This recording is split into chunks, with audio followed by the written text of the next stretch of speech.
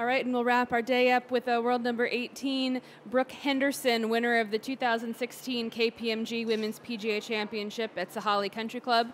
Came back, shot a final round 65 to tie Lydia Ko, and then birdied the first playoff hole to win her first major title.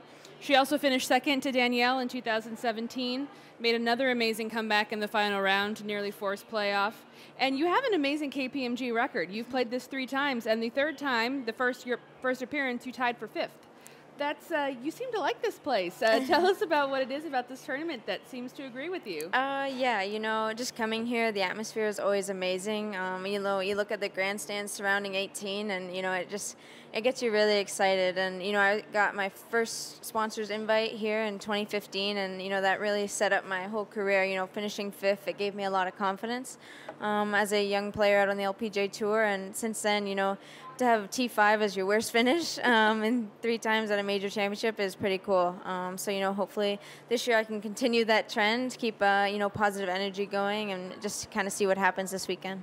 You're coming off a rare off week, and I say the word off in quotation marks because I know you're busy. You played the CVS Charity Classic, had some other outings, but this is your 16th event of the season, 5 top 10s, a win in Hawaii. You play a lot.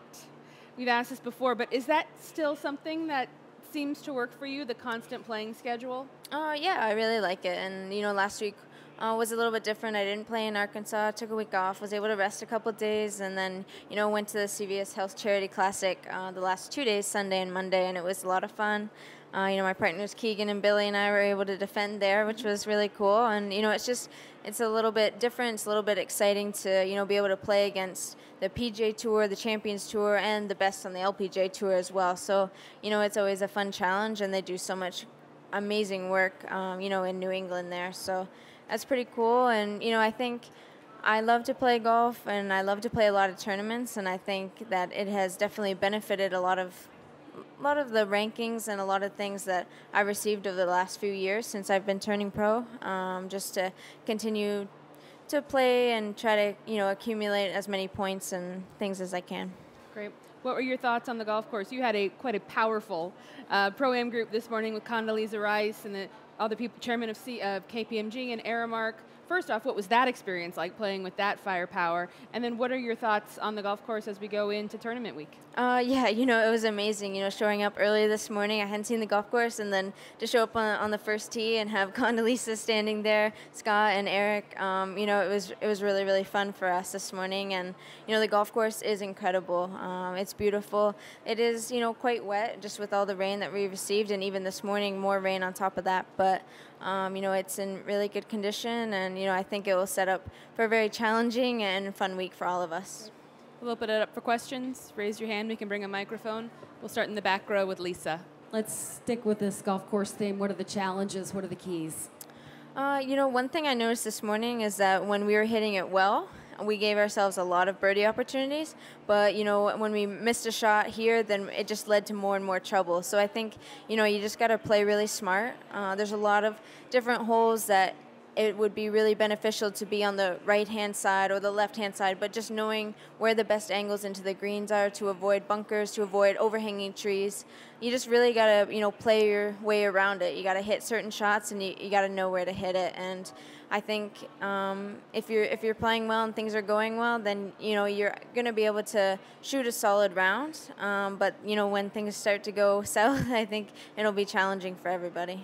I know you're early and you're just sort of getting your feet under you here on this layout, but knowing where the state of your game is right now, what do you think is most beneficial with the way that just your whole game sets up to this championship venue? Yeah, just this morning when I was playing through the holes, I felt like when I hit good tee shots and hit it on the proper sides of the fairways and got it out there a long way, I felt like I had the best opportunity to make birdie from there in, giving myself shorter clubs and giving myself the best angle to attack the greens, because the greens are, uniquely shaped, a couple L-shaped, couple like hourglass. So you just got to, know where everything is and just kind of pay attention the whole way throughout the whole round. Beth Ann? Brooke, I was sorry to hear about your grandfather. And I wondered if you could share with us a little bit how he supported your golf game and maybe some fond memories, some of your best memories with him. Yeah, it was really unfortunate how everything kind of went down. You know, we're extremely sad to see him gone, but we know he's in a better place now, and that, you know, gives us peace and happiness that way. He was really special to Britt and I and to our family, and, you know, he wasn't a big-time golfer, but, you know, he played with his buddies every week, and he played with us when we were growing up. And, you know, it was just one of those things that he loved nature, we loved nature. We'd go to hockey games together. You know, even when we were traveling on the road the last few years, you know, we'd send texts back and forth throughout just to keep in touch and keep that bond. So that was, you know, he was just a special guy. And, you know, it's, like I said, it's just sad to know he's gone. But, you know, again, we're happy that he's not suffering anymore, and we'll see him again someday. Next for Brooke. I'll throw another one out there for you. As we come into KPMG week, what do you think are some of the strengths of your game that will really fit this golf course out here? And what do you think you need to maybe practice a little more as you take to the golf course? Yeah, you know, as I mentioned, I think tee shots will be really important here. Ball striking, being able to hit different shots when you need to. I think, you know, like any major championship, you know, being a great short game player is really going to be important, especially on the weekend. You know, I've been switching around putters a little bit. I switched again, but I really like this one, and I used it yesterday, and it seemed to work pretty well. So I have, you know, positive thoughts going into this week, and, you know, hopefully I can just follow my game plan as best you can in a major championship, and then, you know, hopefully catch a couple breaks along the way. What's the magic new putter, may we ask?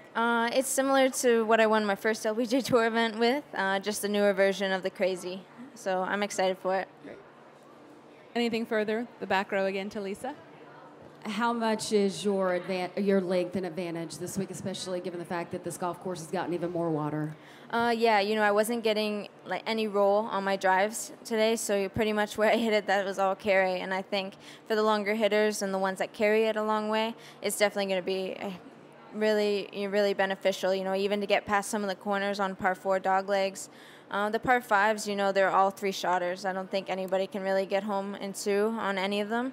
So that way the length doesn't really matter. But on the long par 4s and even the par 3s are pretty long. There's one that's 196 and it was playing into the wind today. So, you know, if you hit it a little bit longer, hopefully you can take a couple less clubs. We'll go back to Beth Ann. 2 things. So how many times have you changed putters this year, you think? Like 4, 5 maybe. What is it that you're looking for? When do you know that you've found it? What are you looking for? I know I just love like looking down at a putter and feeling excited.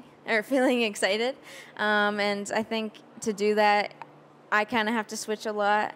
But you know, when I won in Hawaii, that putter worked great for a couple of weeks, and then it wasn't working anymore, so I had to get rid of it. But I don't know, it's just a feel thing, and you know, sometimes when you go through a slump or, you know, when it's not going as well as you would like, sometimes you just need that, you know, kind of fresh new look and that kind of great feeling that you get with a new putter. So that's pretty much all I'm looking for. Is this pretty?